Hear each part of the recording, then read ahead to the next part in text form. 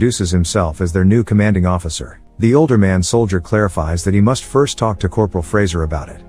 Afterward, Woodward continues to explore the 30 feet below the Wester Front tunnel. However, Woodward suddenly halts from walking after hearing someone call him. Due to that, Woodward turns around and meets a young Australian soldier, Frank Tiffin, suffering from a shell shock.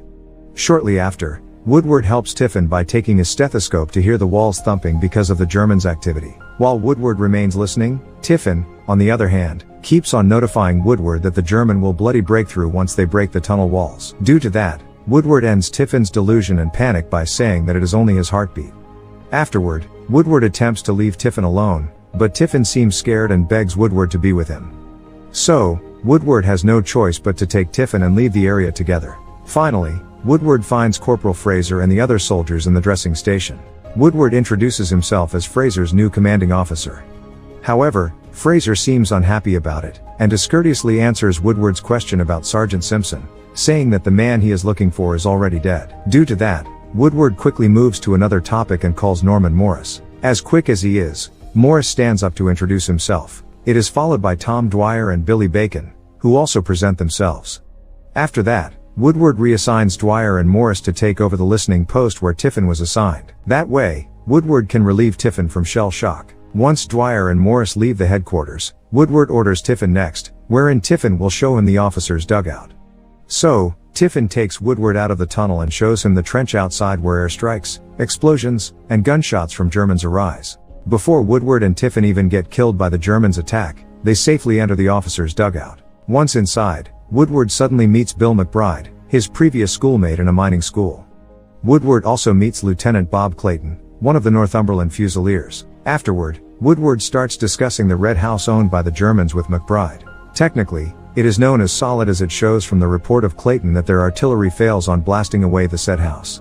Eventually, the film transitions 18 months before the war began. Apparently, it shows Woodward's flashbacks where he visits the Waddell house.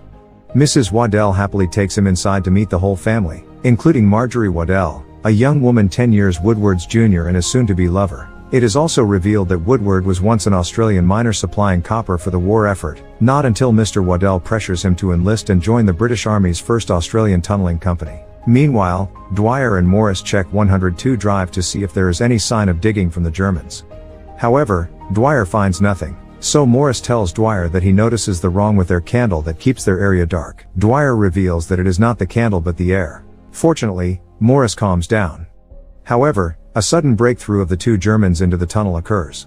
Morris immediately takes his gun and shoots the first German tunneler twice. Afterward, Morris waits for the entrance of the next German tunneler, but it shows the aggressiveness to attack. Due to that, Morris and Dwyer fall to the ground after the German tunneler pushes them.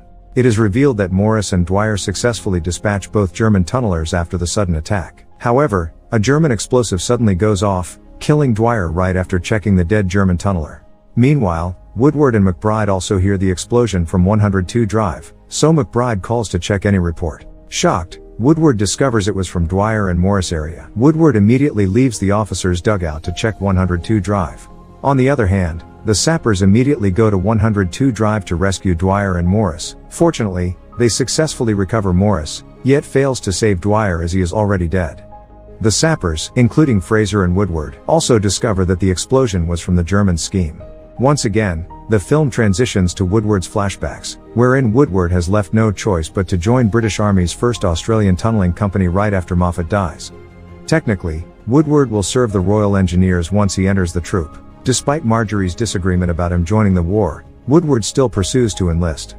Going back to the present, the commanding officer, Colonel Wilson Rutledge, suddenly confronts Woodward. Upon entering the dressing station, Rutledge confirms that Woodward is aware of a fortified German position in the Red House that can enfilade their trench. Woodward accepts to be the demolition man that will destroy the Red House. Afterward, Rutledge gives Woodward a deadline where he should be done by dawn, despite Woodward's proposal about tunneling beneath the Red House that may take days to accomplish. Once Rutledge leaves, Woodward, and the sappers, including Fraser, begin to discuss their plan. Eventually, Woodward first discusses their need to cross no man's land to set a charge. Woodward announces that he will need 2 men. Morris immediately stands up to volunteer himself. Torrin also attempts to join Woodward, but Fraser commands him to sit down as he will take the position to come with Woodward. Later at night, Woodward, Fraser, and Morris begin their mission to trespass the Red House. Fortunately, Fraser gives Woodward tips on protecting himself from the Germans before they even start walking outside their trench. When they begin to advance, Woodward well follows Fraser's advice not to get killed by the Germans. However, the German Boris still spots them and shoots after the flare glides through the sky. So, they quickly hide afterward. After that, they continue advancing until they safely reach the Red House. Once they are near the Germans' base, Fraser suggests to Woodward that they should go under. Woodward agrees, and they start going to the Germans' cellar to plant explosives underneath the Red House. Fortunately, Woodward, Fraser, and Morris accomplish their mission. After that, the three quickly make their way back to the British lines. However, Morris notices that the cable reel is too short, so he informs Fraser and Woodward about it. Woodward commands Morris to retrieve the exploder before the Germans find out the charge. Leaving him no choice, Morris accepts the order and runs ahead while the two distract the German Boris. While Woodward and Fraser wait, Woodward suddenly discovers wounded Clayton nearby. Woodward did not hesitate to approach and help him. Unfortunately, Clayton is the person who was tasked to cut a gap in the wire obstacle for them yet failed to protect himself from the attacking Germans. Woodward immediately carries Clayton to take him to the British lines afterward. Once Fraser discovers Woodward carrying out Clayton, he immediately helps Woodward to aid Clayton's wound. On the other hand, Morris safely arrives with the exploder. Fraser quickly assists Woodward in destroying the Red House by taking Clayton's advice about the German patterns. After following Clayton's warning, Woodward activates the exploder to destroy the Red House. Fortunately, it works, so Woodward thanks Clayton for it. Clayton suddenly dies of his lesions even before Woodward takes him back to their trench.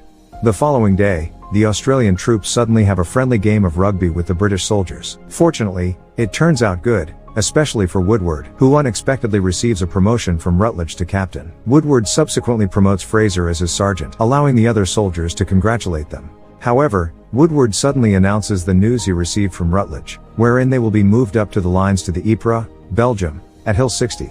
Woodward also commands them to get their gear and load up at midnight. Later at night, Woodward's company finally arrives at Messines Ridge, Belgium.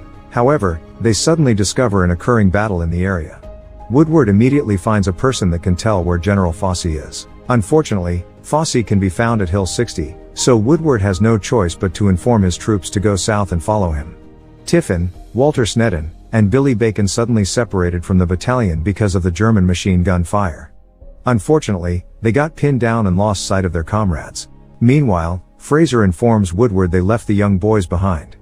On the other hand, the young boys struggle to find the British lines but eventually hear shouts from their comrades from about 25 yards away. Being the fastest runner, Bacon has left no choice but to volunteer to distract the Germans. Bacon tells Tiffin and Walter to take his time running for the British line while he buys them some time. Fortunately, Tiffin and Walter succeed and make it to the British line, but Bacon, on the other hand, eventually gets killed mere inches from safety. Shortly after, the unit continues to walk to Hill 60 when suddenly Tiffin finds Bacon's corpse. Due to that, the rest of the troops halt from walking to give tribute to Bacon.